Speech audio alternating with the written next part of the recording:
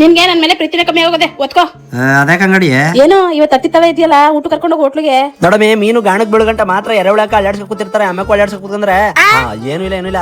ಅದು ಮೀನು France mutton ಎಲ್ಲ ಸಿಗ್ತದೆ. ಬಾವಮ್ಮ ಕರ್ಕೊಂತೀನಿ.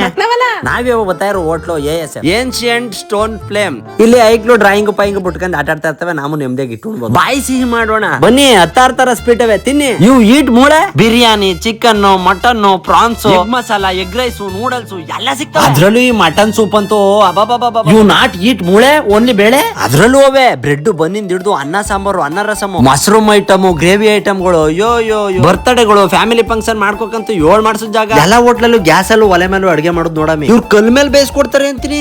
ತಿಕ್ಲಿ ಹಿಡಿತಾ ನನ್ಗೂ ಒಂದ್ಗಳಿಗೆ ಹಂಗೆ ಹಿಡಿದಿತ್ತು. ಇದನ್ನ ಫಸ್ಟ್ ಇಂಟ್ರೊಡ್ಯೂಸ್ ಮಾಡಿದ್ದು ಇವ್ರಿ ಅಂತ. ಅದಕ್ಕೆ ಅವಾರ್ಡು ಬಂದಿದಂತ ಕನ್ರಕ. ಎಷ್ಟಾರ ಒಟ್ಟು ತುಂಬುಗಂತೀನಿ. ಆಮ್ಯಾಕೆ ನನ್ ವಿಡಿಯೋ ತಕೋಗ್ ತೋರ್ರಿ 20% ಡಿಸ್ಕೌಂಟ್ ಕೊಡ್ತಾರೆ. ಆಮೇಲೆ ಈ ಹೋಟ್ಲು ಹೈದರಾಬಾದ್ ಅಲ್ಲಿ ಫುಲ್ ಫೇಮಸ್. ಸುಮಾರು ಬ್ರಾಂಚ್ ಗಳು ಇವೆ. ಆದ್ರೆ ನಮ್ ಬೆಂಗಳೂರಲ್ಲಿ 2 ಬ್ರಾಂಚ್ ಇರೋದು. ಒಂದು ಕಲ್ಯಾಣ್ ನಗರಲ್ಲಿ, ಇನ್ನೊಂದು ಇವಾಗ ನಮ್ ಬಂದಿರೋದು ವೈಟ್ ಫೀಲ್ಡ್ ಅಲ್ಲಿ.